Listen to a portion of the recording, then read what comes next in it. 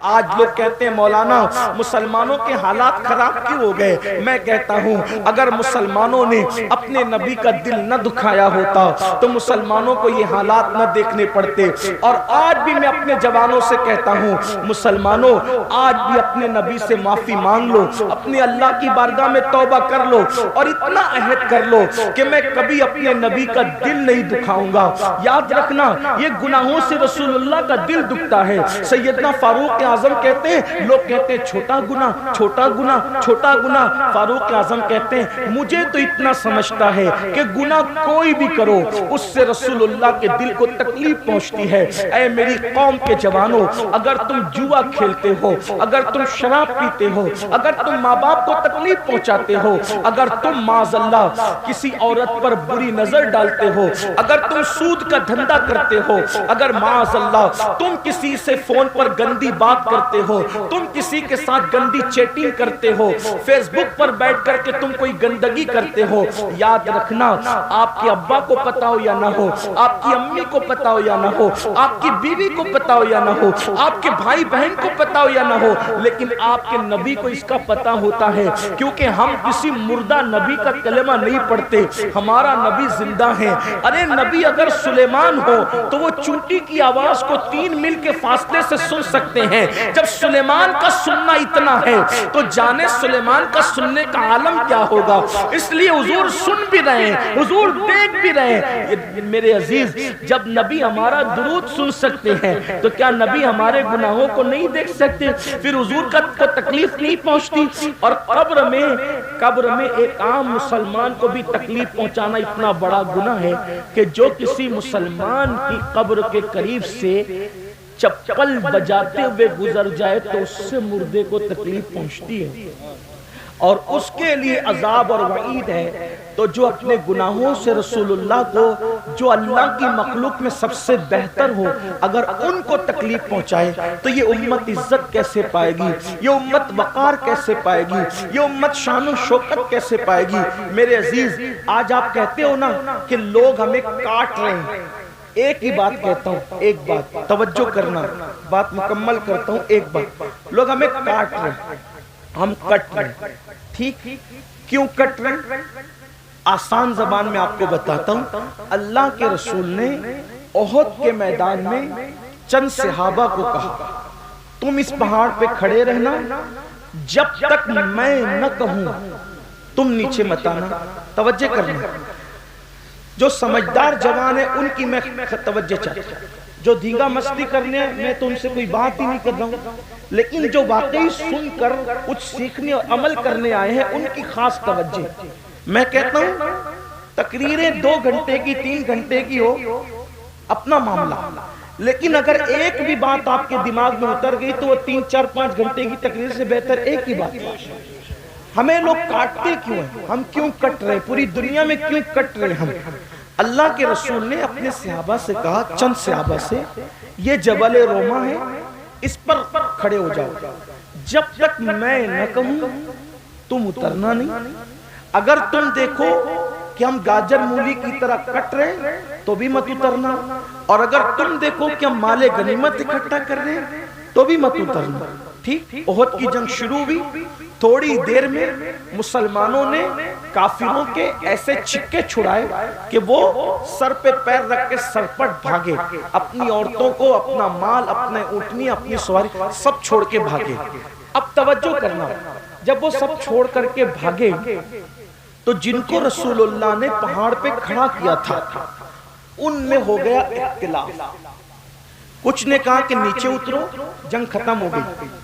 کچھ نے کہا اللہ کے رسول نے جب منع کیا کہ جب تک میں نہ کہوں نیچے مت اترنا، تو انہوں نے کیا کہا؟ حضور نے یہ میں نہ کہوں کی بات جب تک جنگ جاری ہے تب تک کے لیے کہا تھا، جنگ ختم ہو گئی اب اوپر رکنے کا مطلب کیا؟ تو دوسرے گروپ نے کہا، کیا کہا کہ بھئی جنگ جاری اور جنگ ختم سے ہم کو کوئی مطلب نہیں، جب ہمارے نبی نے کہہ دیا کہ جب تک میں نہ کہوں نیچے مت آنا تو ہم نہیں جائیں گے۔ انہوں نے کہا یہ حکم صرف جنگ تک تھا، جنگ ختم ہو چکی ہے، یعنی وہ گناہ بھی نہیں ہے، وہ خطا بھی نہیں ہے ان کی، مگر ان کو حضور کا قول سمجھنے میں کچھ مغالطہ ہوا، اتنا ہی کہہ سکتے ہیں، نہ وہ گناہ نہ خطائے. اور پھر ان کی بڑی تعداد نیچے آ گئی جن کو رسول اللہ نے کہا تھا پہاڑ سے مت اترنا، مگر ان کی بڑی تعداد نیچے آ گئی. اور ایک چھوٹی سی تعداد انہوں نے کہا جب تک حضور نہیں کہیں گے ہم یہی رہیں گے. کیا ہوا؟ جو بھاگ رہے تھے سرپٹ، سروں پہ پیر رکھ کر کے، بیویاں چھوڑ کے، اونٹنیاں چھوڑ کے، گھوڑے چھوڑ کے جو بھاگ رہے تھے، انہوں نے جب وہ پہاڑ خالی دیکھا پلٹ کے حملہ کر دیا. اور جب پلٹ کے حملہ کیا تو احد کے میدان میں 70 مسلمان شہید ہوئے. کتنے مسلمان کٹے؟ 70. امیر حمزہ، مصعب بن عمیر، عبداللہ ابن جہش، حضرت شماس، حضرت حنزلہ، حضرت اسود. کتنے؟ 70 صحابہ. اور ان میں سے کسی کا کلیجہ نکال کے چبایا گیا، کسی کے کان کاٹے گئے، کسی کی ناک کاٹی گئی. آپ مجھے بتائیں اگر 15-20 صحابہ صرف رسول اللہ کے فرمان کو سمجھنے میں مغالطہ ہو جائے، بہت احتیاط سے بات کر رہا ہوں میرے مسلک کی رعایت کرتے ہوئے، کیونکہ میرا پورا مسلک مسلک ادب ہے اور میرے نبی کے ہر صحابی کا احترام ہم پہ فرض ہے، اس لیے توجہ کرنا. 15-20 اصحاب رسول فرمان رسالت کے سمجھنے میں اگر کچھ ذہن میں عجیب سا معاملہ ہو جائے اور حضور نے کہا مت اترنا اور وہ اتر جائیں، تو کتنے لوگ کٹتے ہیں؟ کتنے لوگوں کا خون بہتا ہے؟ کتنی فیملیاں اجڑتی ہے؟ کتنے گھروں کے بچے یتیم ہوتے ہیں؟ 70. اگر ایک فرمان پر 15-20 لوگ عمل نہ کرے تو 70 گردنیں کٹتی ہیں. اور جہاں پر پوری امت نافرمان ہو جائے،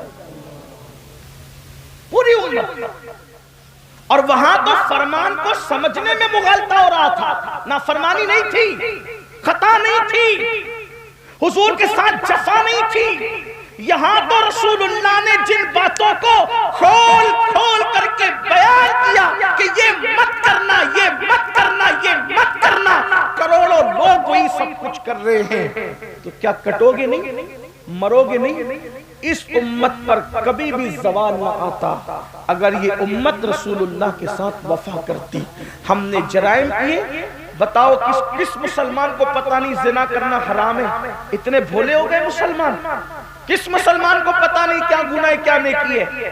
سب کو پتہ ہے. آسان زبان میں گناہ بچے کو بھی پتہ ہے کہ گناہ ہے، اسی لیے لوگ گناہوں کو چھپ کے کرتے ہیں اور نیکیوں کو علل اعلان کرتے ہیں. یہ چھپ کے کرنا ہی بتا رہا ہے کہ تمہیں پتہ ہے کہ یہ گناہ ہے. سب کو پتہ ہے، بچے کو پتہ ہے کہ گناہ کیا ہے اور نیکی کیا ہے. اب بتاؤ، اب بھی مسلمان نہ جاگیں گے؟ لوگ رونا رو رہے ہیں، ایسا کرو ایسا کرو. میں کہتا ہوں جو کر رہے ہو تم اپنی مرضی سے کرو. فقیر کا کہنا تو اتنا ہے، حضور کو راضی کر لو، حضور کا جو دل دکھایا ان سے معافی مانگ لو، اور یہ یقین دلاؤ اپنے نبی کو کہ یا رسول اللہ اب میرا کوئی قدم ایسا نہیں اٹھے گا کہ جس سے آپ ناراض ہو جائیں. اگر آپ نے ایسا کر لیا، دنیا کا کچھ بھی ہو انشاءاللہ آپ کو تکلیف نہیں ہوگی. لاک ڈاؤن لگے گا، اللہ تعالیٰ آپ کی روزی آپ کے گھر تک پہنچائے گا. وبائیں آئے گی، آپ کی آنکھ میں کبھی آنسو نہیں ہوگا. کیوں؟